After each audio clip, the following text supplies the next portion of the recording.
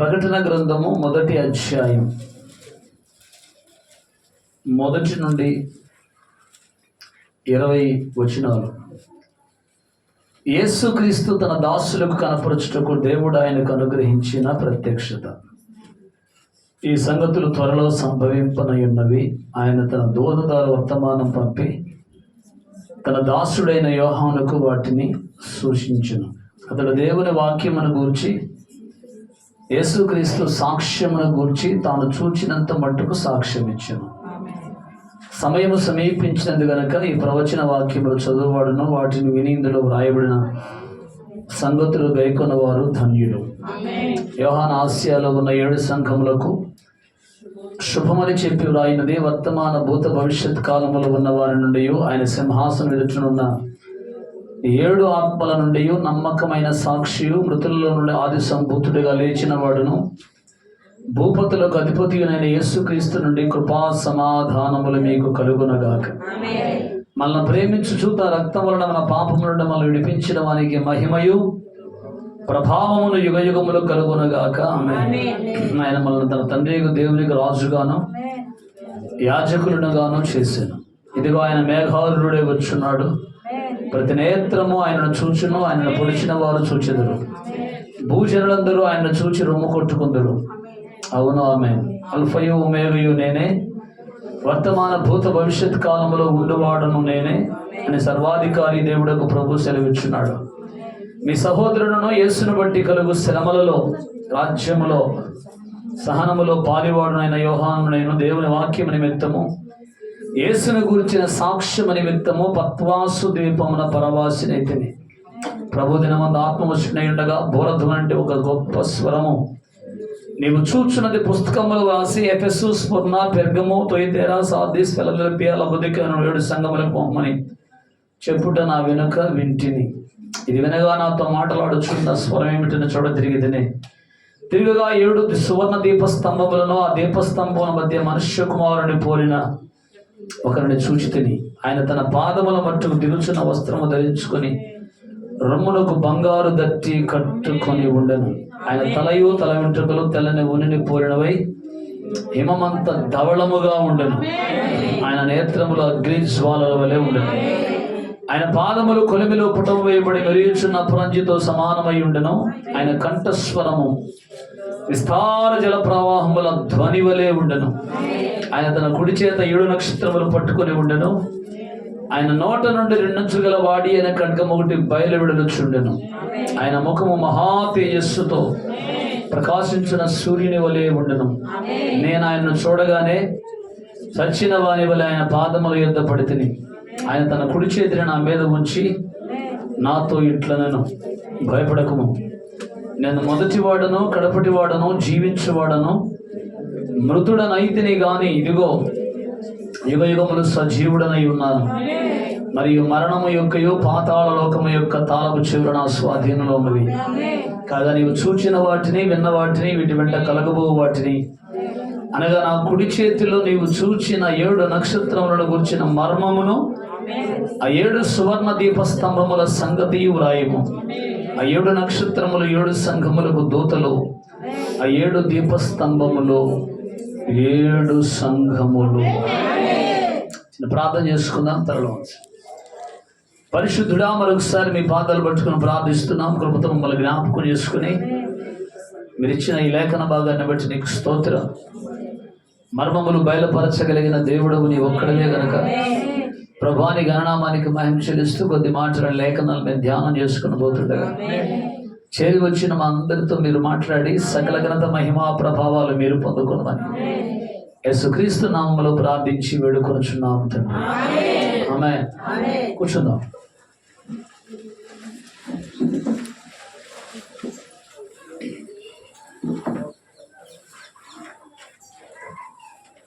దేవుని పరిశుద్ధ నామమునకు మహిమ కలుగునుగాక.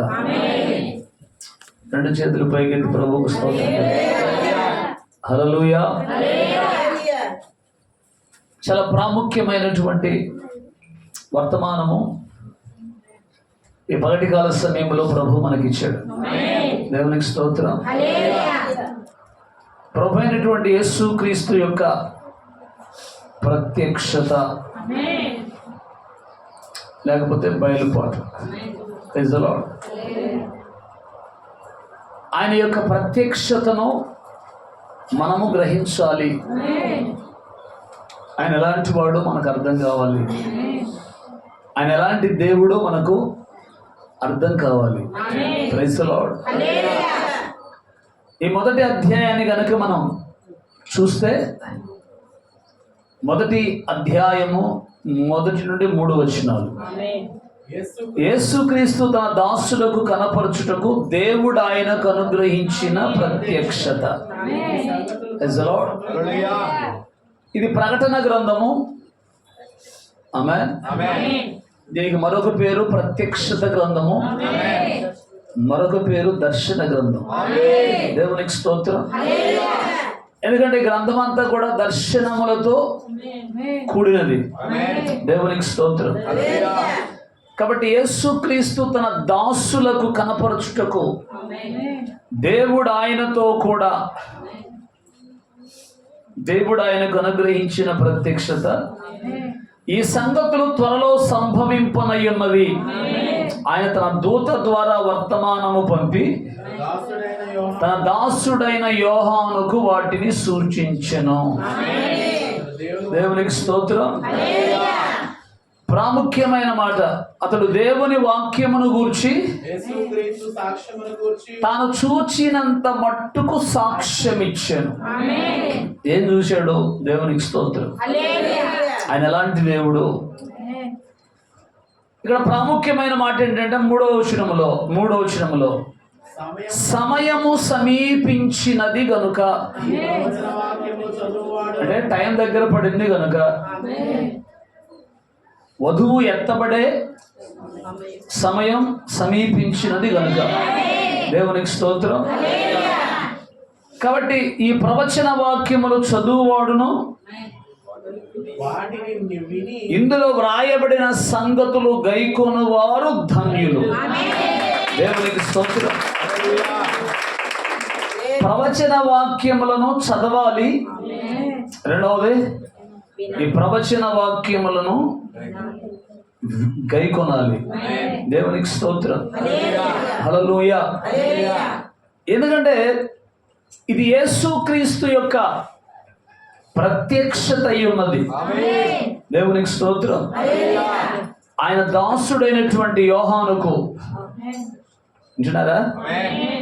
ఆయన చూపినటువంటి ప్రత్యక్షత, ఇది ప్రవచనము. దేవునికి స్తోత్రం. గట్టిగా. కాబట్టి ఈ ప్రకటన గ్రంథములో ఉన్నవన్నీ కూడా జరగబోయేటువంటి సంగతులు, జరిగినవి కాదు, జరగబోయేటువంటి సంగతులు. దేవునికి స్తోత్రం. అంటే దీన్ని గ్రీకులో ఏమంటారంటే అపోకలిప్స్ అంటారు. అపోకలిప్స్ అంటే ముసుగు తీయుట. ఒక్కోసారి విగ్రహానికి ఏం చేస్తారు? విగ్రహాన్ని ప్రతిష్ఠించడానికి ముందుగా దానికి ముసుగేస్తారు. వింటున్నారా?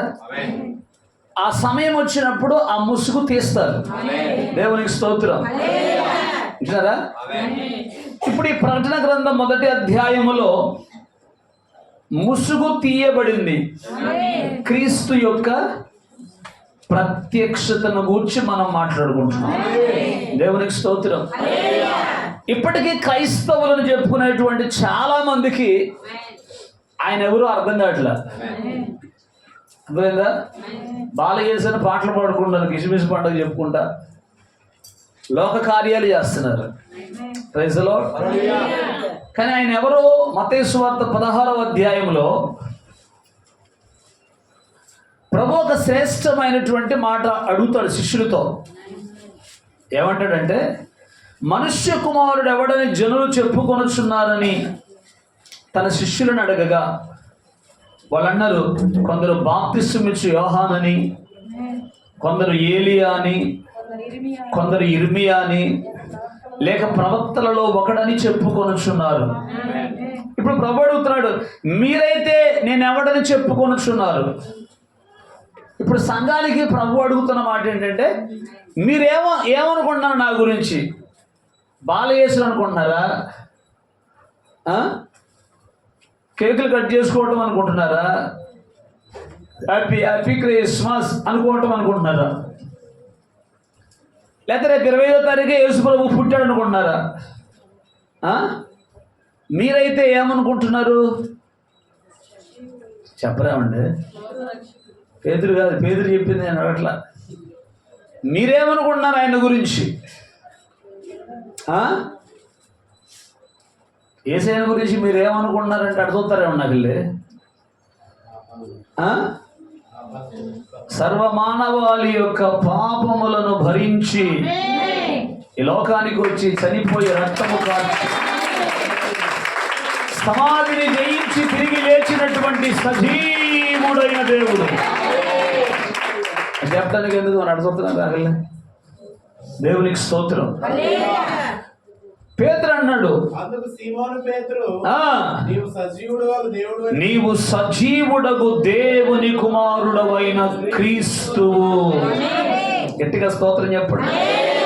అందుకు యేసు, సీమోను బర్యోనా, నీవు ధన్యుడవు, పరలోకమందున్న నా తండ్రి ఈ సంగతి నీకు బయలుపరచినే గాని. అది బయలుపాటు ఎక్కడి నుంచి వస్తుంది? పరలోకము నుండి దేవుడు ఇవ్వాలి. దేవుడు బయలుపాటు ఇస్తే జరుగుద్ది. దేవుడు నిజంగా చెబితే జరుగుద్ది ఏదైనా. దేవుడు చెప్పకపోతే ఏది జరగదు. ఇప్పుడు మొన్న ఒక ఆయన ప్రవచనం చెప్పాడు మాచర్లో మీటింగ్ పెట్టి, పెద్ద మీటింగ్ పెట్టి కొన్ని వేల మంది ప్రజలను పోగు చేసి, తెలంగాణలో కారు దూసుకుపోతుంది. పెట్రోల్ లేకపోయినా, డీజిల్ లేకపోయినా కారు దూసుకుపోద్దని చెప్పాడు. దేవునికి స్తోత్రం. చివరికి ఏమైంది? కారు యాక్సిడెంట్ అయింది. యాక్సిడెంట్ పోయి అక్కడ చెయ్యి వచ్చింది. దేవునికి స్తోత్రం. వింటున్నారా? అంటే అయ్యగారి ప్రవచనం ఏమైంది? బుద్ధి లేనోళ్ళు, మూర్ఖులందరూ కూడా గుంపులు పోతారు. అట్లాంటి అబద్ధాలు చెప్పేవాళ్ళు కాడికే, వాకింగ్ చెప్పేవాడు కాడికి ఎవడు రాడు. మాయలు, మంత్రాలు, తంత్రాలు, ప్రవచనాలు, నూనె డబ్బాలు అమ్ముకోవటం, కర్చీపులు అమ్ముకోవటం, ఇట్లాంటి గుంపు కాడికి మాయ గుంపు అంతా పోద్ది. మరే వాకింగ్ చెబుతాం, వాక్యానుసారం నడుచుకుంటూ బాగుపడతావు, రక్షించబడతావంటే గిట్ల జనాలకి. దేవునికి స్తోత్రం చెప్పండి. అందుకని ఎవరు బయలుపరిచారు? వింటున్నారా? గట్టిగా స్తోత్రం చెప్పండి. 2 చేతులు పైకి. దేవుడు బయలుపరిస్తేనే మనం మాట్లాడాలి, చెప్పాలి. దేవుడు బయలుపరచకుండా దేవునికి స్తోత్రం కలుగుతుంది. అందుకే పేతురు ఏమంటాడు? నీవు సజీవుడగు దేవుని కుమారుడవైన క్రీస్తు. దేవునికి స్తోత్రం. అందుకు ప్రభు ఏమన్నాడు? సీమోను బర్యోనా, నీవు ధన్యుడవు, పరలోకమందున్న నా తండ్రి ఈ సంగతి నీకు బయలుపరిచినే గాని. గట్టిగా స్తోత్రం చెప్పండి. మరియు నీవు పేతురువు, ఈ బండ మీద నా సంఘమును కట్టుదును.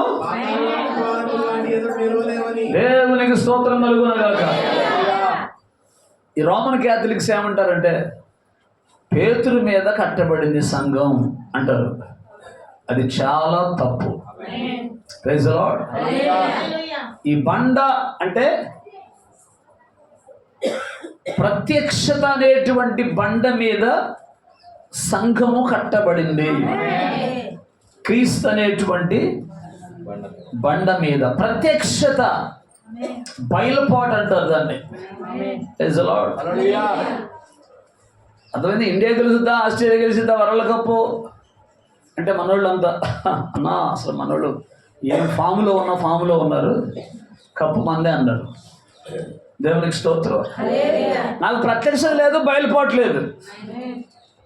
ఊరికే ఏమన్నానంటే ఆస్ట్రేలియా వాళ్ళే గెలుస్తారు లేదన్నా. Praise the lord. ఇట్లారా? లేదన్నా మనోళ్ళు అసలు ఇంతవరకు ఒక మ్యాచ్ కూడా ఓడిపోలేదు.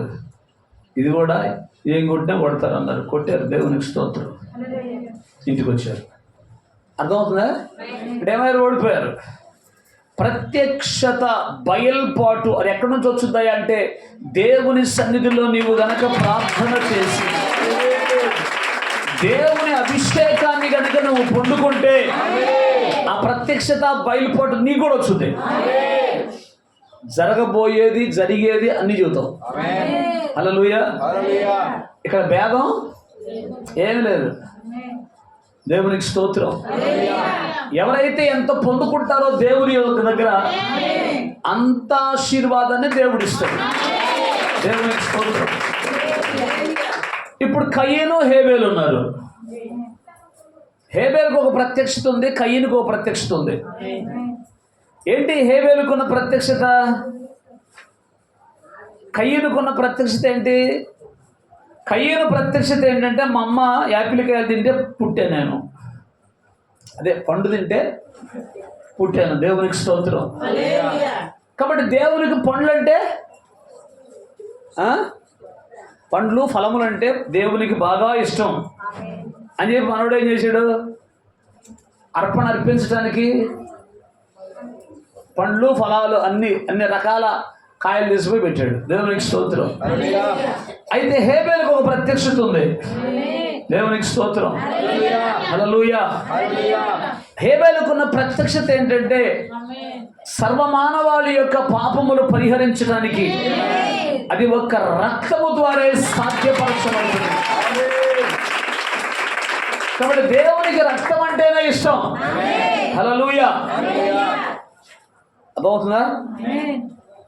అది గొర్రెపిల్ల రక్తమై ఉండాలి, అది ప్రభు అయినటువంటి యేసుక్రీస్తు యొక్క రక్తమై ఉండాలి. దేవునికి స్తోత్రం. అందుకని ఏం చేశాడు? మందలోకి వెళ్ళాడు.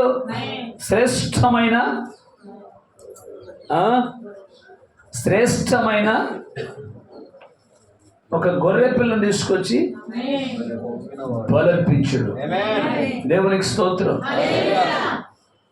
కాబట్టి బయలుపాటు, ప్రత్యక్షత అనేది ఎవరివ్వాలి? దేవుడు ఇవ్వాలి. సైతానికి ఈ ఆదికాండము, ప్రకటన గ్రంథం అంటే వాడికి భలే కోపం అంట. దేవునికి స్తోత్రం. ఎట్లా చెప్పండి? ఆదికాండంలో వాడిని పడద్రోశాడు. దేవునికి స్తోత్రం. ప్రకటన గ్రంథములో అగ్నిగుండంలో పెట్టాడు. దేవునికి స్తోత్రం. కాబట్టి సాతానికి ఈ రెండు గ్రంథాలంటే వాడు అసహించుకుంటాడంట. కానీ దేవుని బిడ్డమైన మనం ఈ రెండు గ్రంథాలనే ఎక్కువగా చదవాలి. దేవునికి స్తోత్రం. ఎక్కువగా సంఘము దేవుని యొక్క సన్నిధిలో, అందుకే ఏమంటాడు? ఈ బండ మీద నా సంఘమును కట్టుదును, దాని ఎదుట పాతాళలోక ద్వారములు నిలువ నేరవు. హల్లెలూయా. అంటే పాతాళలోక ద్వారాలు నిలవనేరని సంఘాన్ని ప్రభువు కడతానని చెప్పాడు. ఇక్కడ నేను ఆగుతున్నాను కాసేపు. ఇప్పుడు ఆ సంఘం ఎవరు?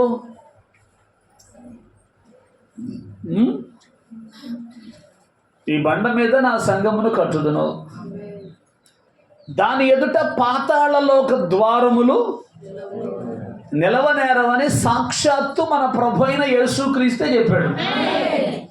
ఓకేనా? ఇప్పుడు పాతాళలోక ద్వారములు నిలవనేరని సంఘము ఎక్కడుంది? ఏ ఊర్లో ఉంది? ఇప్పుడు సంఘం అంటే ఎవరు? ఎటు చెప్పు. కొంచెమైనా విటమిన్ సి ఉంటే, తెలుగు భాషలో చెప్తున్నా, సిగ్గుంటే, ఏదో జీవిత భాష అనుకుంటారా? దేవుని కొరకు నువ్వు రోషం కలిగి బతకాలి. అప్పుడు నీ ముందు చేతబడులు పనిచేయవు, దుష్ట శక్తులు నీ మీద పనిచేయవు, రోగాలు నీ మీదకి రావు, బలహీనతలు నీ మీదకి రావు. హల్లెలూయా. ఒకవేళ వచ్చినా నీ ప్రార్థనను బట్టి, నీ విశ్వాసాన్ని బట్టి ఏదో ఒక టాబ్లెట్, ఒక ఇంజక్షన్తో అర్థమవుతుందా? పాతాళ లోక ద్వారములు నిలవనేరని సంఘం అంటే సంఘము ఆయన శరీరము, అందులో ఉన్న భాగములు మనం. కాబట్టి నీ ఎదుట ఏది నిలబడలేదు. దేవునికి స్తోత్రం. ఎందుకు? ఆ ప్రత్యక్షత బయలుపాటు నీలో ఉంది కాబట్టి, నీలో క్రీస్తున్నాడు కాబట్టి. క్రిస్మస్ పండుగ అంటే కేకులు కట్ చేసుకోవటం కాదు, స్టార్లు పెట్టుకోవటం కాదు, లైటింగ్లు వేసుకోవటం కాదు. క్రిస్మస్ అంటే ఏంటి? క్రీస్తు నీలో పుట్టడమే క్రిస్మస్. క్రీస్తు నీలో జీవించడమే క్రిస్మస్. అర్థమైందా? క్రీస్తు నాడు పుట్టిన హల్లెలూయా, క్రీస్తు నాడు పుట్టిన హల్లెలూయా. ఎన్నాళ్ళు పాడతారు ఆ సైతాన్కా బేట? ఎన్నాళ్ళు పాడతావు ఆ పాట? 2023 సంవత్సరాల కాడ నుంచి ఇప్పుడు దాకా పాడుతూనే ఉన్నావు. ఆయన పుట్టాడు, లోకానికి వచ్చాడు, చనిపోయాడు, తిరిగి లేచాడు, వెళ్తూ వెళ్తూ చెప్పాడు, ఇదిగో నేను యుగ సమాప్తి వరకు సదాకాలం మీకు తోడుగా ఉన్నాను. ఇది బయలుపాటు. ఈ ప్రత్యక్షతను ప్రతి ఒక్కరూ కలిగి ఉండాలి. ఈ ప్రత్యక్షతను ప్రతి ఒక్కరూ పొందుకొని ఉండాలి. ఆయనతో నడవాలి, ఆయనలో ఉండాలి, ఆయన వలె మారాలి, ఆయనతో జీవించాలి. దేవునికి స్తోత్రం. అది ఎప్పుడైతే ఆయన నీలోకి వస్తాడో, నీవు ఎప్పుడైతే ఆయనలో ఉంటావో, అది నిజమైన క్రిస్మస్ ఆనందం. హల్లెలూయా. అందుకే ఆ సంఘము ఎదుట, ఆ వ్యక్తుల ఎదుట పాతాళ లోక ద్వారాలు నిలువ నేరవు. దేవునికి స్తోత్రం. రెండు చేతులు పైకెత్తి, ఓ ఇశ్రాయేలు. ఇజ్రాయెల్ అంటే ఎవరు? ఇజ్రాయెల్ అంటే ఎవరు? అనుమానం అంత. దేవునికి నేను కాదు, ఎందుకు వచ్చిన బాధ లేని దేవునికి స్తోత్రం. ఏమంటే ఏమంటాడు ఆయన? నిజంగా ఇజ్రాయెల్ అయితే భయపడాల్సిన అవసరం ఉంది? ఓ ఇశ్రాయేలు విను, యెహోవా రక్షించిన నిన్ను పోలిన వాడెవడు? హుషారు కొడతారు చప్పట్లు మాత్రం. ఏం నేర్చుకున్నారు? యెహోవా రక్షించిన నిన్ను పోలిన వాడెవడు? ప్రభు మనందరూ రక్షించుకున్నాడా? రక్షించుకున్నాడా? మారు మనసు పొందారా? బాప్తిజం పొందారా? పరిశుద్ధాత్మ అభిషేకం పొందుకున్నారా?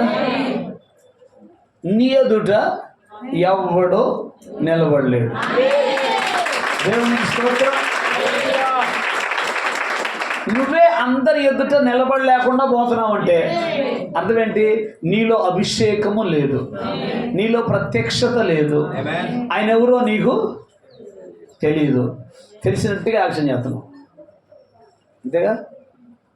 ఆయన ఎవరో నీకు తెలీదు, తెలిసినట్టు ఏం చేస్తున్నావు? చెప్పండి గట్టిగా. నటిస్తున్నావు. దేవునికి స్తోత్రం. నువ్వు నిజంగా రక్షించబడి ఉంటే, నువ్వు నిజంగా బాప్తిసం పొందుంటే, నువ్వు నిజంగా ఆయన ఆత్మచేత నింపబడితే, నీ ఎదుట ఏది నిలబడలేదు. దేవునికి స్తోత్రం. ఎందుకు? ఆయన నిన్న నేడు నిరంతరము ఏకరీతిగా ఉన్నటువంటి దేవుడు. దేవునికి స్తోత్రం. ఆయనే ఆల్ఫా, ఆయనే ఒమేగా, ఆయనే మొదటివాడు, ఆయనే కడపటివాడు. భూత వర్తమాన భవిష్యత్ కాలములో ఉన్న సర్వాధికారము కలిగిన దేవుడు. కాబట్టి ఒక్కడే దేవుడు, ఒక్కడే దేవుడు. ముగ్గురు కాదు. తండ్రి ఒక ఆయన, కుమారుడు ఒక ఆయన, పరిశుద్ధాత్మ ఒక ఆయన. దేవునికి స్తోత్రం. ఇప్పుడు ఇప్పుడు చూడండి, ప్రకటన గ్రంథం 1వ అధ్యాయం 4 నుంచి 6 వచనాలు. యోహాను ఆసియాలో ఉన్న 7 సంఘములకు శుభమని చెప్పి వ్రాయినది వర్తమాన భూత భవిష్యత్ కాలములో ఉన్న వారి నుండి ఎవరైనా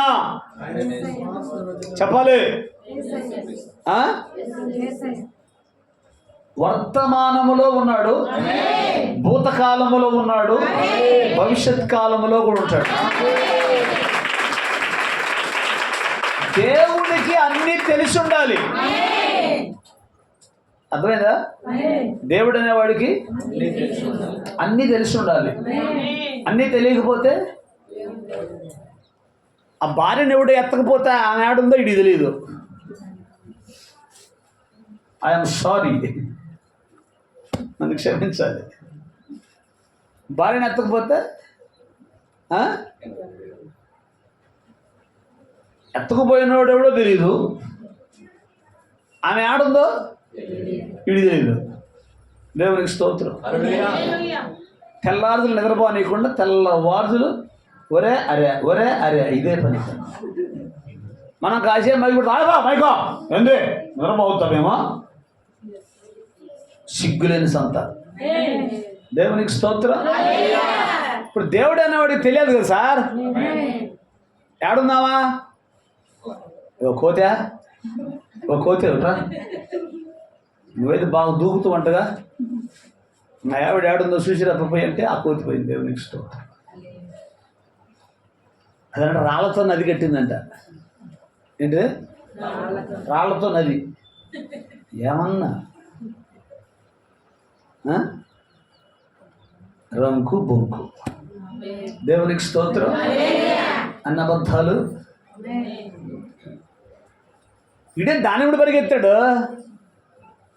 అది వచ్చింది బంగారు లేడా, మామూలు లేడా, వెండి లేడా, మాయ లేడా? వచ్చింది మాయలేడు కదా. అంటే దేవుడు అనేవాడు ఆ పిల్ల నుండి ఏమండి బంగారు లేడు కావాలండి అంటే మమ్మీ సైతాన్ కా బేఠే అది మాయలేడే నాడు బాగుండి లేకపోతున్నాడు వచ్చి అనాల దేవుడు అనేవాడు. అవునా కదా? ఏమన్నాడు మరి? దాన్ని పెరిగితిండు.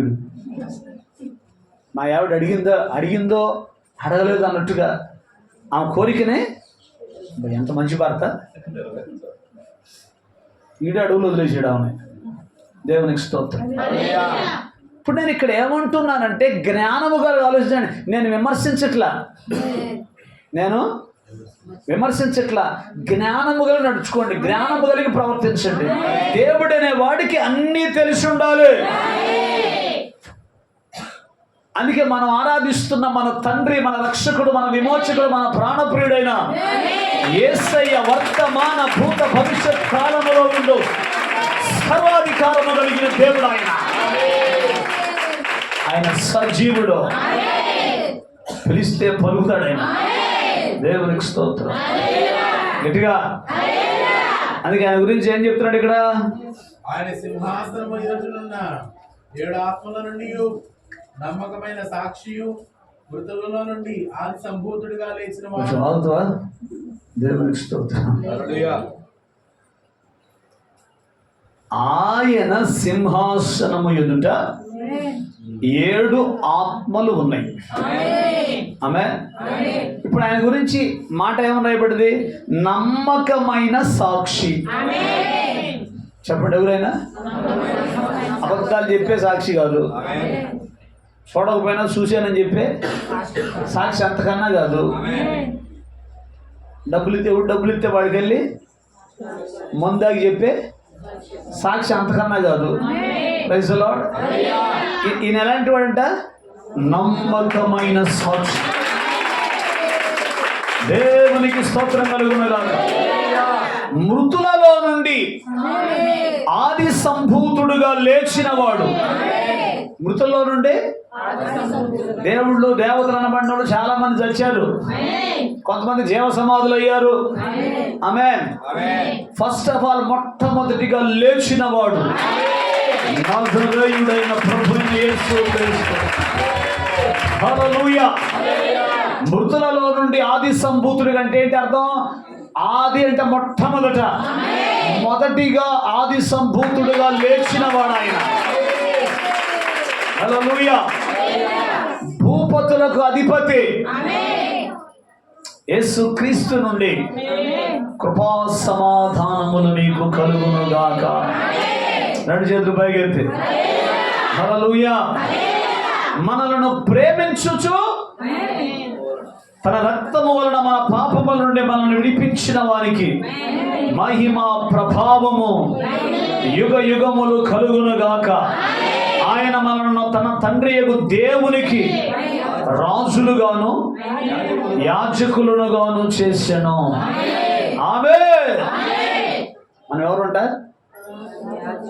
రాజులైన యాజక సమూహం. మీరేముట్లో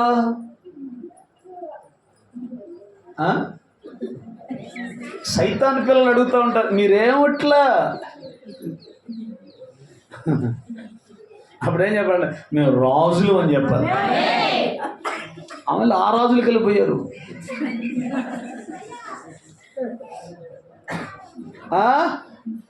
రాజులైన యాజక సమూహం, ఒకే రక్తము చేత కడగబడ్డాం, పరిశుద్ధపరచబడ్డాం. హల్లెలూయా. రెడ్డి గారిని ఒక రక్తం, చౌదరి గారిని ఒక రక్తం కడగల. అందరినీ ఎక్కడికి వచ్చినాక మీరేముట్లు, వాళ్ళేముట్లు, మీ వాళ్ళ అబ్బాయి, మా వాళ్ళ అమ్మాయి. సిగ్గులేదు? ఈ పదాలు వాడేది ఎవరు తెలుసా? మనవాళ్ళే, బయటోడు కాదు. బయటోడు వాడితే మనకు అవసరం లేదు. ప్రార్థనలు వాడేది మీ వాళ్ళ అబ్బాయి, ఆ పిల్ల మా వాళ్ళ అమ్మాయి. నయముడు ఎవడు వచ్చినా యాడికి తీసుకుపోయాడు. నేనేం చెప్తా సార్, మా మనవాడు అంట. వాళ్ళ పిల్లగాడు సిగ్గులేదు. అందరినీ కడిగినది ఒకే రక్తం, అదే ప్రభువైన హల్లెలూయా. కాబట్టి ఎవరో రాబోయేవాడు, నమ్మకమైన సత్యసాక్షి, భూపతులకు అధిపతి, మృతుల్లో నుండి ఆది సంభూతుడిగా లేచినాడు, అల్ఫా ఒమేగా, సర్వాధికారి. స్తుతించేటప్పుడు ఎన్ని చెప్పాలా? ఎంతకాడికి అయ్యా అయ్యా అయ్యా అయ్యా ఎసయ్యా ఎసయ్యా. ఇప్పుడు స్తుతి ఆరాధనలు ఏం చేయాలా? ఇవన్నీ చెప్పాలా? మృతుల్లో నుండి ఆది సంపూతుడుగా లేచిన దేవా నీకు స్తోత్రం, నమ్మకమైన సత్యసాక్షి నీకు స్తోత్రం, అల్ఫా ఒమేగా నీకే స్తోత్రం, సర్వాధికారి నీకే స్తోత్రం. నీ చెప్పాలి ఏసయ్యా ఏసయ్యా ఏసయ్యా. పొద్దు గూగుల్ ఏసయ్యా ఏసయ్యా ఏసయ్యా. ఏమి రావు ఇంకా స్తుతించడానికి. అలవాటు ఉండే కదా స్తోత్ర ప్రార్థన చేయటం. కూటం ప్రారంభమైన సగానికి వస్తాం కదా మనకి స్తోత్ర ప్రార్థనలు ఏమవచ్చు? అర్థమవుతుందా? ఇక పాటలు మాత్రం బట్టి పెట్టిన పాటలు ఉండే. కూటం అయిపోయే లోపల, ఆరాధన అయిపోయి 4 పాటలు పాడింది, నేను మాత్రం పెట్టాను. దేవునికి స్తోత్రం. అర్థమవుతుందా? ప్రభువుని ఎక్కువగా మహిమపరిచి, ప్రభువుని ఎక్కువగా గణపరిచి, దేవుని ప్రవక్త అంటే నా జీవితంలో ఒక గొప్ప భాగ్యం ఏదైనా ఉందంటే అది ప్రభువును మహిమపరచడం, గణపరచడం, కీర్తించడం, హెచ్చించడం. హల్లెలూయా. ఆయన దైవత్వం, ఆయన దైవత్వాన్ని గురించి మనం ప్రకటన చేయాలి, పొగడాలి. ఆయన ఎంత గొప్ప దేవుడో, ఎటువంటి ఆశ్చర్యకరుడో, ఎటువంటి అద్భుతాలు చేశాడో. దేవునికి స్తోత్రం. ఆయన ఒకడే దేవుడని చాటి చెప్పాలి. సంఘశాఖలు ఏమంటే 3 దేవుళ్ళు అంటే. సంఘశాఖలు ఏమంటే తండ్రి యొక్కయో, పరిశుద్ధాత్మ యొక్కయో. ఇక్కడ మనం ఏమంటాం? లార్డ్ జీసస్ క్రైస్ట్, ప్రభు అయినటువంటి యేసుక్రీస్తు ఒక్కడే దేవుడు. ఆమేన్. హల్లెలూయా. తండ్రి ఒక ఆయన చూడు, తండ్రి పైన ఉన్నాడు, కుమారుడు కింద ఉన్నాడు, ఆ మూడు ఆయన పావురులా వస్తున్నాడు మీదకి. చూడు చూడు చూడు, మనకు ముగ్గురు కనపడుతున్నారు లేదా? ఆమేన్. ఈ దరిద్రం నశించును గాక. ఒకే దేవుడు, మూడు పాత్రలు. Praise the lord. ఒక్కడే దేవుడు చెప్పాలా? సర్వశక్తుడు ఆయనే, షారోను పుష్పం ఆయనే, లోయలోని పద్మం ఆయనే, రేకు నక్షత్రం ఆయనే, నీటి చిగురు ఆయనే, తండ్రి ఆయనే, కుమారుడు ఆయనే, పరిశుద్ధాత్మ ఆయనే. సర్వశక్తుడు దేవుడు ఒక్కడే. చెప్పండి, ముగ్గురు అనుమానం ఉందా? ఒక్కడే దేవుడు. తిమోతికి రాసిన మొదటి పత్రిక, తిమోతికి రాసిన మొదటి పత్రిక 3వ అధ్యాయం 16వ వచనం చదవండి ఒకసారి.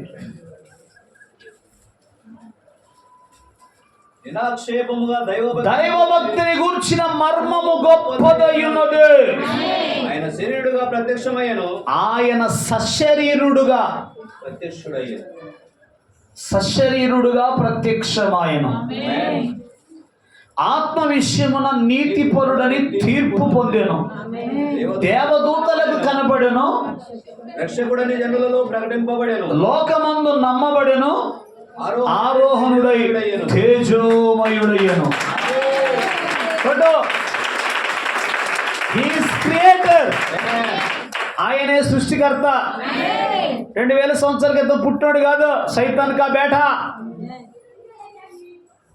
ఆది ఆయనే, సృష్టికి అది మొదట ఆయనే. ఆ వాక్యమే యోహాను 1:14, ఆ వాక్యమే శరీరధారి అయి కృపాసత్య సంపూర్ణుడుగా మన మధ్యలో నివసించును.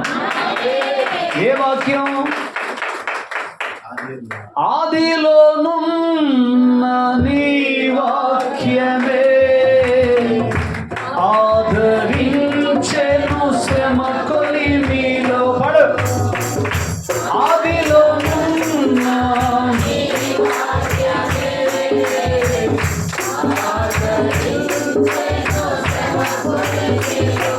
హల్లెలూయా. ఇశ్రాయేలు ప్రజలకు నిబంధన దూతగా కనపడ్డాడు.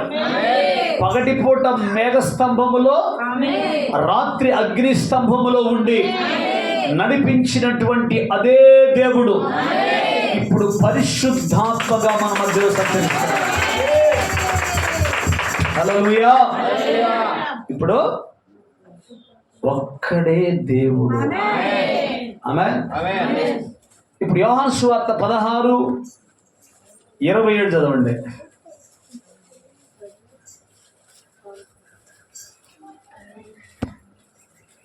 మీరు నన్ను ప్రేమించి నేను దేవుని యొద్ద నుండి బయలుదేరి వచ్చునని నమ్మితిరి. నేను దేవుని యొద్ద నుండి బయలుదేరి వచ్చానని నమ్మితిరి కనుక తండ్రి తానే మిమ్మల్ని ప్రేమించుచున్నాడు. నేను తండ్రి యొద్ద నుండి బయలుదేరి లోకమునకు వచ్చి ఉన్నాను, మరియు లోకమును విడిచి తండ్రి యొద్దకు వెళ్ళవచ్చున్నానని వారితో చెప్పాను. ఇది దేవునికి స్తోత్రం. ఇక్కడ మనకి చాలా ప్రశ్నలు వస్తాయి. యేసు ప్రభువే సాక్షాత్తు నేను తండ్రి యొద్ద నుండి వచ్చాను అన్నాడు. కాబట్టి ఒక తండ్రి మనకి పైన ఉన్నాడు. Praise the lord. తిరిగి మరలా యాడికి పోతానన్నాడు? తండ్రి దగ్గరికే పోతానన్నాడు. కాబట్టి నిశ్చయముగా మనకు ఒక తండ్రి ఉన్నాడు అని సప్పలు కొడతారు మీరు, కానీ తండ్రి లేడు. తిక్కల మొహాలు ఎప్పుడు సప్పలు కొట్టాలో ఏం చేయాలో తెలియదు. అర్థమైందా? తండ్రి ఆయన ఏం చెప్పాడంటే ప్రతిదీ కూడా మాదిరి చూపించాడు. నేను తండ్రి యొద్దకు వెళుతున్నాను అనే మాటకు అర్థం ఏంటంటే, నేను ఈ మాట చెప్తున్నాను కాబట్టి మీరు కూడా ఈ మాట పలకండి. మనం తండ్రి దగ్గరికి పోవాలి.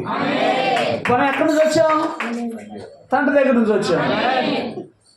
అంటే యేసయ్య ప్రతిదీ కూడా మనకేం చేశాడు? మాదిరి చూపించాడు. ఇప్పుడు ఈ పాయింట్స్ పట్టుకొని మన ముస్లిం సహోదరులు అందరూ ఏమంటారంటే, తండ్రి అంటున్నాడు, తండ్రి అంటున్నాడు. ఆ తండ్రి ఎవరో కదా, అల్లా అంటారు. పాపం వాళ్ళకి ఏం తెలియదు, వాక్యం తెలియదు. ఈ బయలుపాటు వాళ్ళకి లేదు, ఈ ప్రత్యక్షత వాళ్ళకి లేదు. ఇప్పుడు వాక్యం ఏముంటుంది? మన్నైనది తిరిగి మరలా మంటికే చేరును, ఆత్మ తాను దయచేసిన దేవుని యొద్దకి చేరు. కాబట్టి ఇప్పుడు మనం ఎక్కడి నుండి వచ్చాం? దేవుని దగ్గర నుండి వచ్చాం. తిరిగి మరలా ఆడికి పోవాలి. అదే ప్రభు మనకు మాదిరి చూపిస్తాడు. నేను తండ్రి అంటాను, మళ్ళీ ఇంకో తండ్రి లేడురా నాయన, నేనే మీకు తండ్రిని. దేవునికి స్తోత్రం. హల్లెలూయా. ఇప్పుడు చూడండి, యోహాను సువార్త 1:18.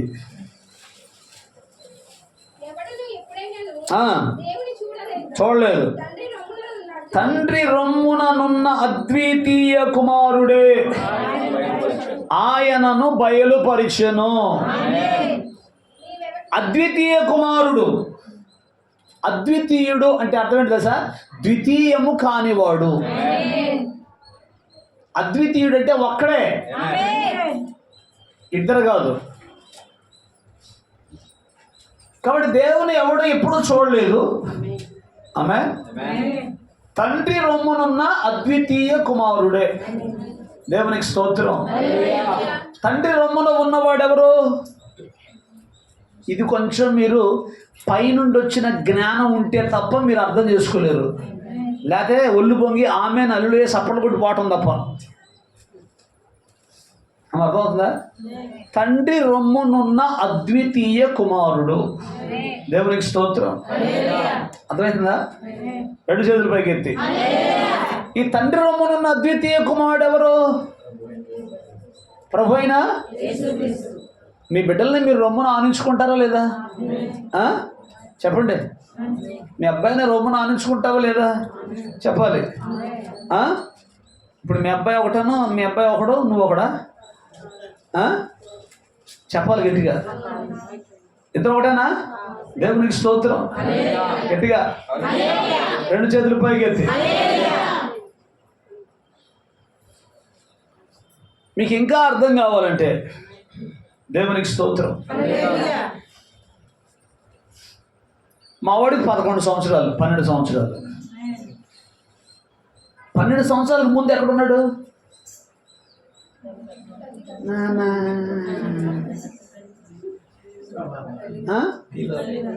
నాలోనే ఉన్నాడు. మావాడు ఆడున్నాడు. ఆడున్నట్టే ఆడున్నట్టు అందరికీ ఢిల్లీలో ఉన్నాడా? నీకు అర్థమైందా? దేవునికి స్తోత్రం. ప్రవక్త అంటాడు, జాగ్రత్తగా నాలి. ఎర్ర సముద్రం పాయలైపోయినప్పుడు ఎర్ర సముద్రం ఇక్కడ నేను ఉన్నాను అన్నాడు. అంత అబద్ధం, అంత మోసం, అంత మాయ, అబద్ధ ప్రవక్త ఆయన. ఎర్ర సముద్రం ఎప్పుడు పాయలైంది, ఈయన ఎప్పుడు ఉన్నాడు? అర్థమైందా? మనకు కూడా అనుమానం వచ్చింది కదా. మోసే కాలంలో బ్రహ్మ ఉన్నాడు. ఇప్పుడు ఆయన ఏమంటాడంటే ఆయన వరుడు. ఇప్పుడు అరవింద్ స్వామి ఎముక ఆయనలో ఉందా లేదా? ఆయన భార్య ఆయనలో ఉందా లేదా? ఏడో ఉంది, మొత్తానికి ఉంది. Praise the lord. ఇప్పుడు ఆయన వరుడైతే ఇప్పుడు నువ్వెవరు? బెన్హా ఎవరు? వధువు. మరి ఎర్ర సముద్రం ఆయన ఉన్నాడా? ఆయన అంటే ఏం లేడా? హల్లెలూయా. ఊరిగా పాడుకోవడం కదా. అక్కడ ఉన్నాను కాబట్టి. ఉన్నావా అసలు? ఉన్నావా? దేవునికి స్తోత్రం కలుగుతుంది. రెండు చేతులు పైకి ఎత్తి. ఆయన ఎక్కడుంటాడో? లాజరు సమాధి కాడ నేను ఉన్నాను. దేవునికి స్తోత్రం. యెహోషువ సూర్యచంద్రుడు లాపినప్పుడు అక్కడ నేను ఉన్నాను. హల్లెలూయా. ఇదే నాయన బయలుపాటు అంటే, ఇదే ప్రత్యక్షత అంటే. హల్లెలూయా.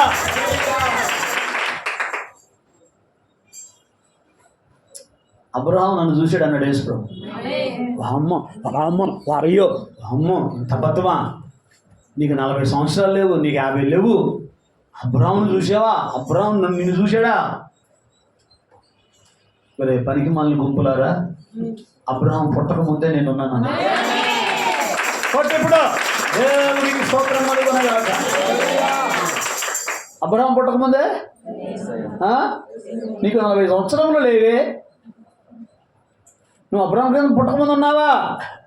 ఎవరైనా ఆదిలోనున్నా ఆది యందు దేవుడు భూమి ఆకాశం సృజించెను.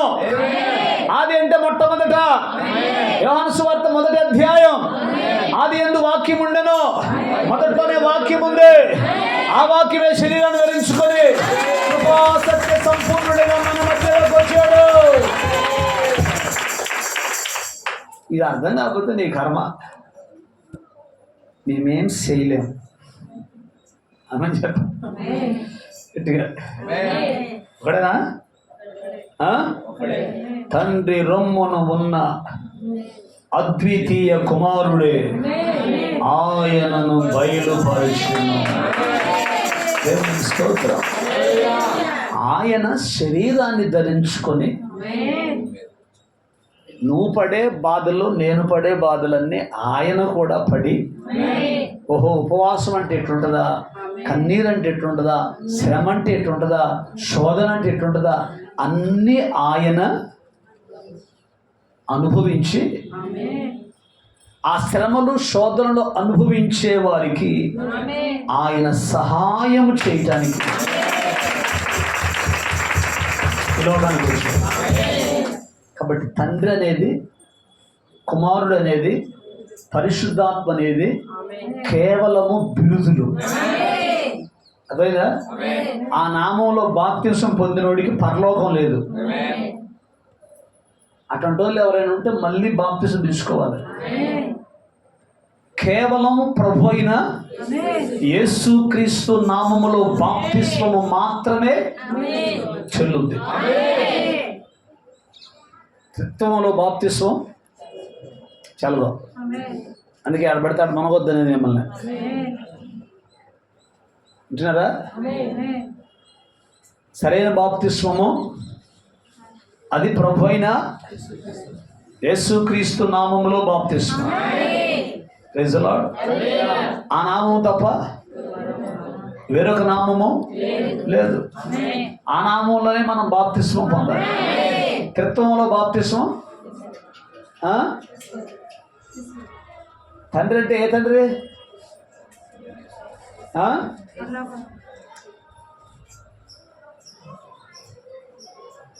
మీ నాన్న పేరు ఏం పేరు అంటే తండ్రి అని రాసామనుకో చెల్లుదా? ముసలి అని రాయాల. తండ్రి అంటే కుదరదు. మీ అబ్బాయి పేరు ఏం పేరు అని అడిగి చెప్తే ఏమనాలి? కుమారుడు అన్నావు అనుకో, బడికాడికి పోయి కనపట్ల కుమారుడు. నీకు మెంటలు ఎక్కిందా కరుణమ్మా? పిల్లగాడి పేరు ఏం పేరు చెప్పండి, కుమారుడు అంటావేంది? ఇప్పుడు ఏం చేయాలి? అటు పేరు చెప్పాలి. దేవునికి స్తోత్రం కలుగునగా. పేరు చెప్పకపోతే కాబట్టి ఈ నామం అన్ని నామముల కన్నా పైగా ఉన్న నామం అదే ప్రభు యేసుక్రీస్తు నామం. ఈ నామాన్ని ఉచ్చరిస్తేనే అద్భుతం జరుగుద్ది. దయ్యం గడిపోయి తండ్రి నామంలో దయ్యం ఆపు అన్నాం అనుకో, వారి అంటది. ఎవరు నువ్వు అంట. కుమారుడు నామంలో దయ్యం ఆపు అంటే ఎవరుకుంటుందా? పరిశుద్ధాత్మ నామంలో పో అంటే ఊరుకుంటుందా? ఏం చేయాలి? చెప్పాలి. ప్రభువైన యేసుక్రీస్తు నామంలో సైతానా నీకు ఆజ్ఞాపిస్తున్న బిడ్డలో అంటే అప్పుడు పోద్ది. అర్థమవుతుందా? కాబట్టి తండ్రి, కుమార, పరిశుద్ధాత్మ అనేవి కేవలము బిరుదులు. బిరుదుల్లో బాప్తిస్మాలు చెప్పాలి. బిరుదుల్లో బాప్తిస్మాలు చలో. యేసుక్రీస్తు నామములోనే బాప్తిస్మం. ఆ నామం చెప్పాలి కదా. మీకు ఇంకా అర్థమవుతాడు చెప్తాను. ఇంకా అర్థమవుతాడు చెప్పినా. ఆ అమ్మాయికి పెళ్లి చేశారు. పెళ్లి చేసిన తర్వాత ఒక ఆమె పాకిటి కాడ పళ్ళెం పట్టుకొని నిలబడుద్ది. నిలబడద్దా? చాలామంది అమ్మలక్కలు గుమ్ము కొడతారు. నువ్వు లోపలికి రావాలంటే మీ ఆయన పేరు చెప్పాలంటారు. దేవునికి స్తోత్రం. మా ఆయన పేరు కొంచెం ఇంగ్లీష్ వచ్చినామనుకో, హస్బెండ్ అన్నదా, హబ్బీ అన్నదనుకో ముఖం పగులుద్ది. హబ్బీ హుబ్బీ అనకూడదు. భర్త అన్నామనుకో అన్న మొహం పగులుద్ది.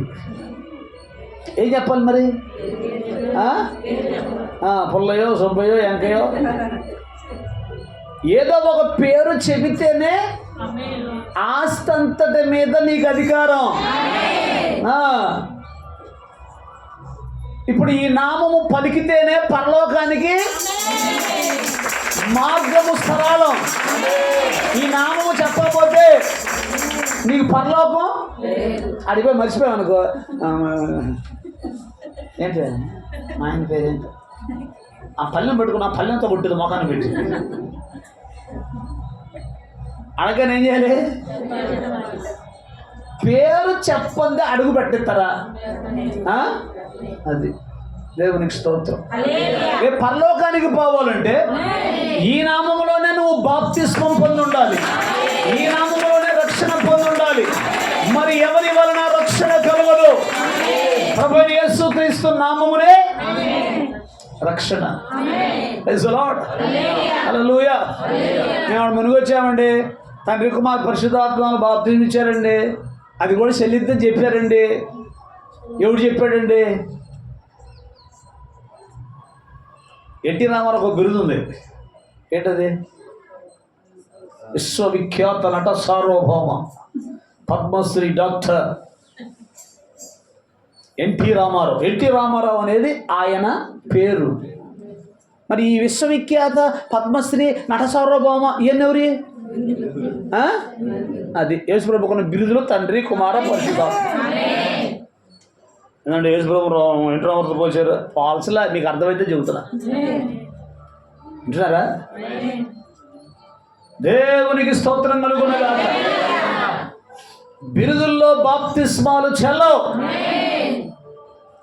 అందుకే పరిశుద్ధాత్మను పొందుకోవాలంటే ఇప్పుడు చూడండి, చివరిగా అపోస్తుల కార్యముల గ్రంథం 2:38.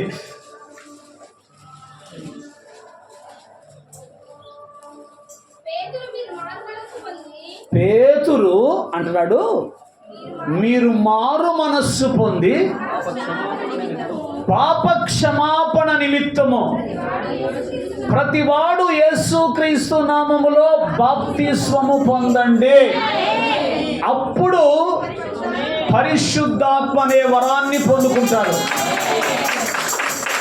పరిశుద్ధాత్మ అనే వరము స్వాస్థ్యము మనకు రావాలంటే యేసుక్రీస్తు నామములో ఈ ప్రత్యక్షత, ఈ బయలుపాటుకి అర్థం కావాలా? కాదులే ఎవరైనా ఒకటే అంటలే.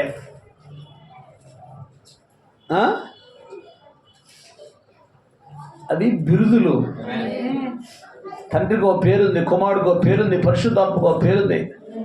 ఆ పేరే త్రిత్వములో ఏకత్వం. అసలు త్రిత్వం అనే మాట బైబిల్లో ఎక్కడా కనపడదు మనకి.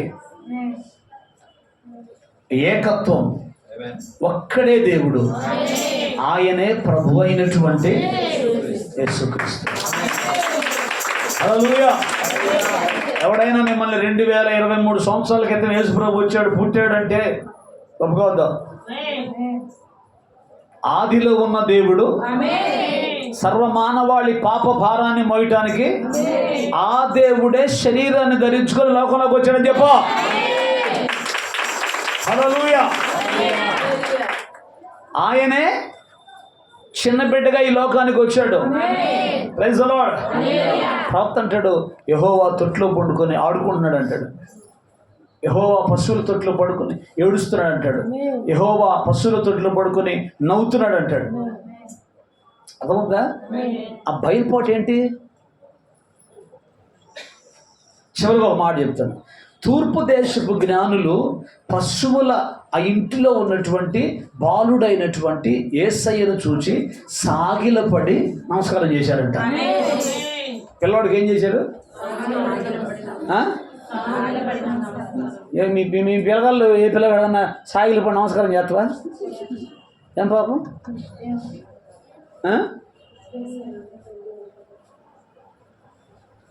బాలవాకు బ్రహ్మవాకు కదా, పసిపిల్లలు పరబ్రహ్మ స్వరూపులు కదా. మొక్కవేమని మీ అబ్బాయికి రోజు దండం పెట్టి సామాన్ గడ్డి వేసి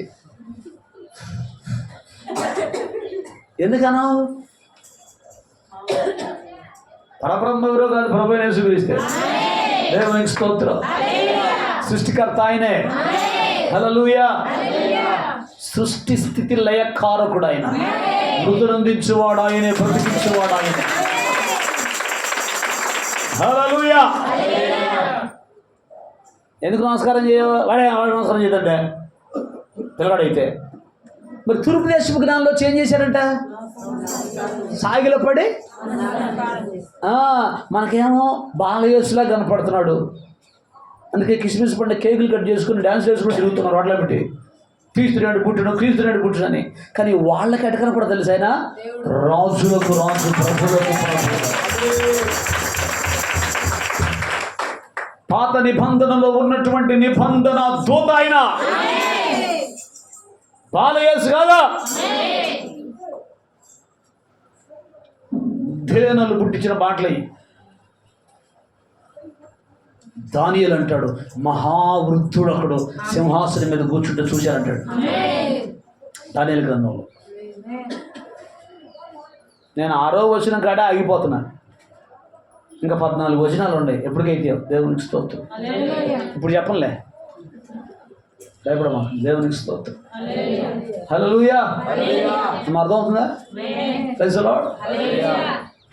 వారికి ఆయన దేవుళ్ళ కనపడుతున్నాడు, రక్షకుళ్ళ కనపడుతున్నాడు, సృష్టికర్తగా కనపడుతున్నాడు.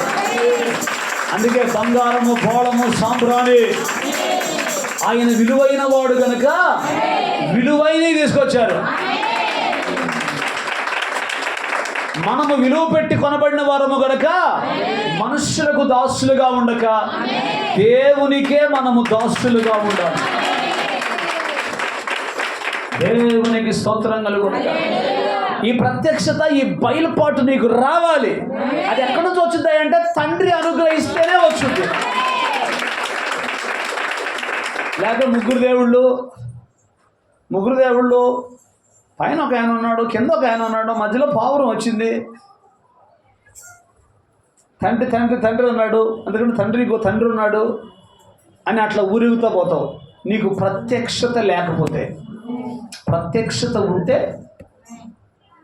బయలుపాటు ఉంటే నువ్వేం చేస్తావు? ఒక్కడే దేవుడు. ఆమె పాత నిబంధనలో ఉన్న యెహోవాయే కొత్త నిబంధనలో ఉన్నటువంటి ప్రభు అయినా యేసుక్రీస్తుని నమ్ముతావు, విశ్వసిస్తావు. ఆయన ప్రాణం పెట్టాడని, ఆయన రక్తము కార్చాడని, ఆయన చనిపోయి తిరిగి లేచాడని విశ్వాసం ఉంచి ఆయన ప్రత్యక్షత కొరకు ఎదురు చూస్తాడు. ఆమేన్. హల్లెలూయా. అర్థమైందా? పేతురుకి ఇచ్చిన అదే బయలుపాటు. ఏమన్నాడు పేతురు? నువ్వు సజీవుడు అయిన దేవుని కుమారుడు అయిన క్రీస్తు. అది తండ్రి ఇచ్చాడు ఆ బయలుపాటు, ఆ ప్రత్యక్షత తండ్రి ఇచ్చాడు. ఈరోజు ఈ బయలుపాటు మనకి ప్రభు ఇచ్చాడు. కాబట్టి సమయం సమీపించింది కనుక ఆమేన్. హల్లెలూయా. వాక్యాన్ని చదవాలి, వాక్యాన్ని వినాలి, వాక్యాన్ని గైకొంటే హల్లెలూయా ఈ నామమే అన్ని నామముల కన్నా పైనామమని నువ్వు నమ్మితే ఈ నామము నిన్ను పరలోకం తీసుకో. హల్లెలూయా. సమస్త మనుషుల ఎదుట ఈ నామాన్ని నువ్వేం చేయాలా? ఒప్పుకోవాలి. హల్లెలూయా.